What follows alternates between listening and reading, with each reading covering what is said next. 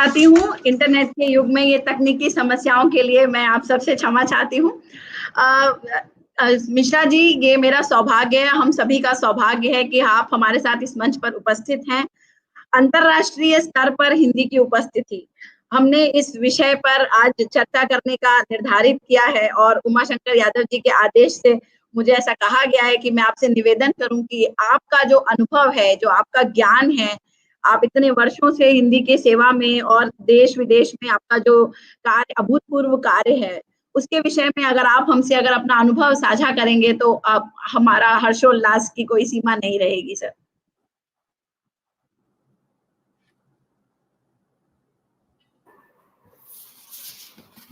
मित्रों, सबसे पहले तो मैं उमाशंकर यादव जी को और कृष्ण कुमार यादव जी को और मेरे अत्यंत प्रख्यात कवि, लेखक और संपादक राज हीरामणि जी को और श्रद्धा जी आपको मैं सादर प्रणाम करता हूं। और अहमदाबाद अंतर्राष्ट्रीय साहित्यिक महोत्सव के आयोजकों को हिंदी साहित्य को समर्पित इस कार्यक्रम के लिए धन्यवाद देता हूं। और ये मेरा सौभाग्य है कि मुझे इस कार्यक्रम में भाग लेने का अवसर मिल रहा है। मैं वस्तुतः साधुवाद देने और अपना समर्थन व्यक्त करने आया हूं कि ये कितने हर्ष का विषय है कि उमाशंकर जी और उनके इस तरह से युवा साथी निस्वार्थ भाव से हिंदी के और अन्य भाषाओं की सेवा के लिए, उसकी संवर्धन के लिए किस तरह से तत्पर है, संलग्न है। मैं समझता हूं कि भाषा, साहित्य और संस्कृति की सेवा समाज सेवा और देश सेवा का एक बहुत महत्वपूर्ण आयाम है। वस्तुतः ऋग्वेद में बहुत प्रारंभ में ही 5वें मंत्र में कहा गया है, अग्निर्होता कवि क्रतुः सत्यश्चित्र स्रवस्तमः। कवि वह है जिसकी दृष्टि समय, स्थान और इंद्रियों की सीमा से परे होती है, और जो परम ब्रह्म है वही प्रथम कवि है, वही परम कवि है। और उस परम ब्रह्म की जो परम कवि है उसकी रचना को सुना नहीं जाता है, देखा जाता है दिव्य दृष्टि से। ऋषयः मंत्र द्रष्टारः। और ये भारत में ही शायद ये परंपरा बढ़ी है कि भाषा, लिपि और अक्षर केवल शब्दों के समुच्चय नहीं हैं, केवल उनके प्रयोग के विधि विधान और केवल संचार और संवाद के साधन मात्र नहीं है, बल्कि वे समूचे देश के, समाज के जीवन दर्शन, जीवन पद्धति और संस्कृति और परंपराओं के संवहन के माध्यम मात्र भी नहीं है, बल्कि वे स्वयं में एक अद्भुत दिव्य दृष्टि, गहन चिंतन, ध्यान और दर्शन के बीज रूप हैं। वैदिक ऋषियों ने वाणी और अक्षर की ध्वनि, नाद का सीधा संबंध परम ब्रह्म से किया था। वाग वै ब्रह्म, यद वै वांग न अभविष्यत न धर्मो व्यज्ञापयिष्यत, वागैव एतत् सर्वं विज्ञापयति, वाचम उपास्वैति। वाणी ही सबसे बड़ी है, क्योंकि वाणी से ही ऋग्वेद और अन्य शास्त्रों का, धर्म अधर्म का, सत्य का असत्य का, साधु और असाधु का और हृदय के प्रिय और अप्रिय का बोध होता है। सबका ज्ञान वाणी से ही होता है, और इसीलिए वाणी को ही ब्रह्म मानकर उसकी उपासना करो। वाणी की अद्भुत प्रकृति और उसके मूल का और उसके चरम गंतव्य का भी ध्यान मैं समझता हूं कि भारतीय दर्शन परंपरा का एक बहुत ही महत्वपूर्ण अंग रहा है। केनेशितं पतति प्रेषितं मनः, केन प्राणः प्रथमः प्रैति युक्तः, केनेशिता वाचमिमां वदन्ति, चक्षुः स्तोत्रम कौ देवो युनक्ति। कौन है जो वाणी में यह अद्भुत शक्ति भरता है? और हमारे ऋषियों को इसका भी आभास था कि वाणी की सीमा है। न तत्र चक्षुर्गच्छति न वाग्गच्छति नो मनो न विद्मो न विजानीमो, यद वाचा अनुभ्यतिते बतितम येन वागभ्युद्यते।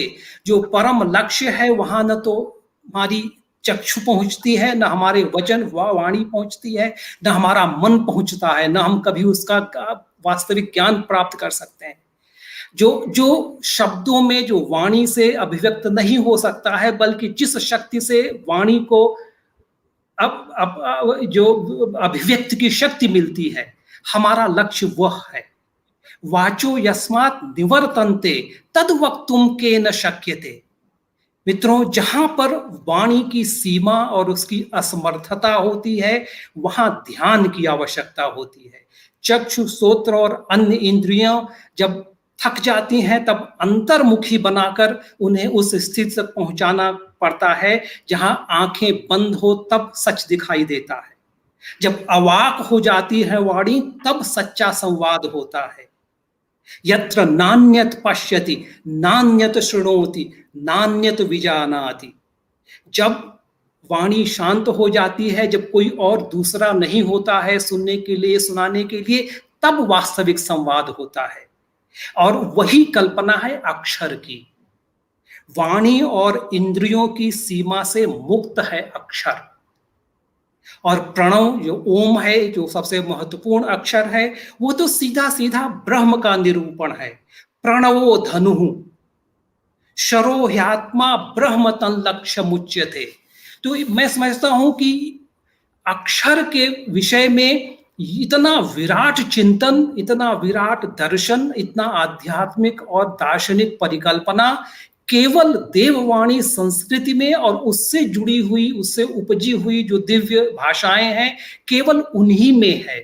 जितनी विदेशी भाषाओं से मेरा संपर्क रहा है, मैं समझता हूं कि किसी भी विदेशी भाषा में अक्षर का और वाणी का इतना गहन विवेचन नहीं हुआ है। जैसे अंग्रेजी में इसका कोई विशेष कारण नहीं है, उसके पीछे कोई तर्क नहीं है कि ABCD से ही क्यों वर्णमाला शुरू होती है, वो DACB क्यों नहीं है, और शायद वो DACB होता तो भी कोई बहुत फर्क नहीं पड़ता। लेकिन हिंदी में या संस्कृत में या से उस तरह से जो उसी परिवार की जो भाषाएं हैं, भारत के अधिकांश भाषाओं में ये अनिवार्य है कि जितने भी शब्द हैं वो न केवल 100% ध्वन्यात्मक हैं, बल्कि अत्यंत वैज्ञानिक, अत्यंत सूक्ष्म दृष्टि से सुव्यवस्थित किए गए हैं। जो 14 माहेश्वर सूत्र हैं, उनमें ये बहुत स्पष्ट है कि क्यों क ख ग घ इस क्रम में व्यवस्थित है, क्यों क वर्ग, च वर्ग, ट वर्ग, त और प वर्ग की व्यवस्था इस तरह से है। उनके पीछे बहुत गंभीर वैज्ञानिक कारण है। जो माहेश्वर सूत्र है वो न केवल अक्षरों की व्यवस्था को श्रृंखला में बांधते हैं, बल्कि व्याकरण की और भाषा विज्ञान का बीज भी है। वो आप गणित की तरह से सिद्ध कर सकते हैं कि गणेश क्यों सही है, हरीश क्यों सही है, जबकि अंग्रेजी में आप ये नहीं विवाद कर सकते हैं कि PUT पुट की क्यों होगा और BUT पट क्यों होगा। इसकी चर्चा व्यर्थ है। इसीलिए मित्रों, मैं समझता हूं कि जिस तरह से संस्कृत में, हिंदी में शब्दों की उत्पत्ति हुई है और उनकी उत्पत्ति, उनके उपयोग के पीछे जिस तरह से उनके गुणों का, शब्दों के गुणों का अत्यंत सूक्ष्म मनोवैज्ञानिक विश्लेषण है, वह किसी अन्य भाषा में नहीं है। हम अंग्रेजी में जैसे अर्थ बोलते हैं पृथ्वी के लिए, लेकिन ये केवल रूढ़ हो गया है कि परंपरा से हम अर्थ बोलते हैं तो पृथ्वी समझ लेते हैं। ऐसा कोई कारण नहीं है कि अर्थ से जो ध्वनि निकलती है उसका वो पृथ्वी का द्योतक क्यों हो। लेकिन जो भारतीय भाषाएं हैं, खास करके संस्कृत या हिंदी की बात करता हूं, तो उसमें पृथ्वी अगर आप बोलते हैं तो आपको मालूम होता है कि उसका जो मूल है वो पृथ से है। पृथ मतलब विस्तार। परथति सर्वम जगति विस्तृणाति तस्मात् स पृथ्वी। ये विस्तृत करती है, जो समस्त जगत का विस्तार करने वाला है वह पृथ्वी है। भू भी कहते हैं क्योंकि जहां भवति से भू, जहां पे समस्त भूत, समस्त प्राणी जहां रहते हैं, जहां पाए जाते हैं, वह भू है। वह भूमि भी है क्योंकि जहां जीव उद्भवंती से उद्भव होता है, जहां उद्भव होता है वो भूमि है, जहां जीव उत्पन्न होते हैं। वह धरती भी है क्योंकि धारिते जो है, धारिते से धरती बनी हुई है, जो हमारे जीवन का आधार है, जो हमको धारण करती है। वह माता भी है क्योंकि माता का शब्द का अर्थ है यो मिमीते मानयति सर्वान जीवान स माता। तो ये सारे जहां एक और पृथ्वी के द्योतक हैं, अगर आप चिंतन करें तो ये सब के सब शब्द परम ब्रह्म के भी द्योतक हैं। तो इसीलिए जो हम बोलते हैं कि माता भूमि पुत्रो हम पितृव्याम, और हम दूसरे जो हम बोलते हैं कि तुमेव माता च पिता तुमेव, तो बिना हम भाषा का जो विज्ञान है, भाषा का जो जो मनोविज्ञान है, उसके पीछे जो दर्शन है, उसको समझे बिना हम नहीं समझ सकते हैं। तो इसीलिए जब रोमन लिपि में हम ट्रांसलिटरेट करते हैं हिंदी को या संस्कृत को या अन्य भारतीय भाषाओं को, तो उनका अर्थ अनर्थ हो जाता है। और देवनागरी में लिखी हुई किसी भी रचना का हिंदी के स्थान में उपयोग करना उचित नहीं है, क्योंकि जैसा मैंने कहा कि माता का अर्थ अगर हम केवल मॉम या मम्मी या मदर के कॉन्टेक्स्ट में लेते हैं, तो ये हमको अपने जो दार्शनिक धरातल है उससे पूरी तरह से काट देता है।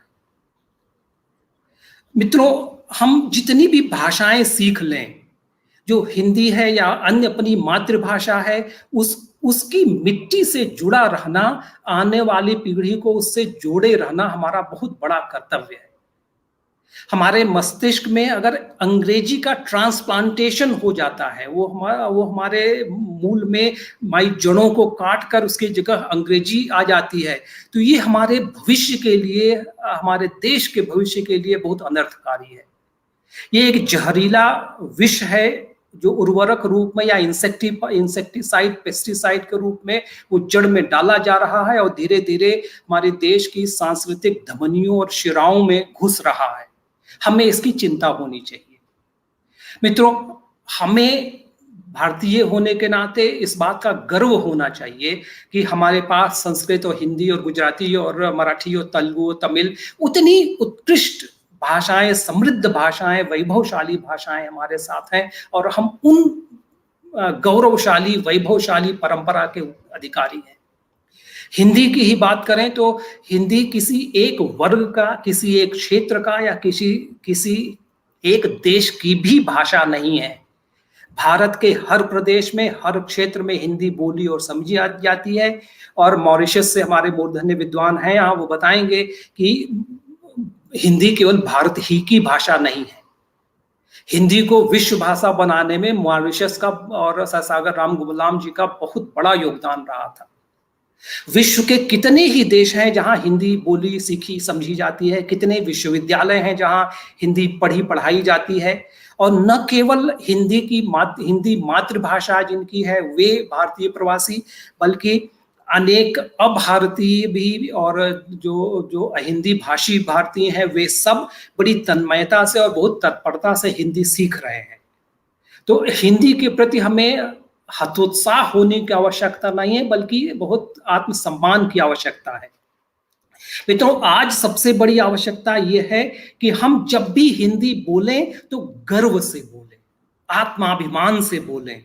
और यदि हम अपनी स्वयं ही मातृभाषा का, अपनी मातृभूमि का और अपनी जन्मदात्री माता का सम्मान नहीं करेंगे तो और कोई क्यों करेगा। और दूसरी आवश्यकता है कि हिंदी भाषा और भाषियों को एक समावेशी दृष्टिकोण अपनाना चाहिए।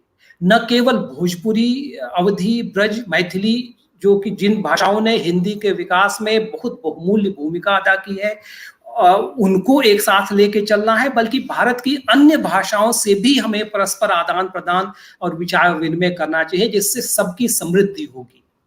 तीसरी आवश्यकता है मित्रों कि हिंदी को और अन्य भारतीय भाषाओं को हम जीवन से जोड़ें। मनोरंजन, पूजा अर्चना से तक ही नहीं, बल्कि रोज की जिंदगी से, विज्ञान से, रोजगार से जब तक उनका संबंध नहीं होगा तब तक वे संतुलित रूप से उनका विकास भी नहीं होगा। मैं समझता हूं कि प्रधानमंत्री मोदी जी के नेतृत्व में हिंदी के प्रसार के लिए यह सर्वोत्तम समय है। मैं 30 साल से विदेश सेवा में हूं, मैं समझता हूं कि अब हिंदी के लिए विदेशों में या देश में भी इससे अच्छा माहौल नहीं था।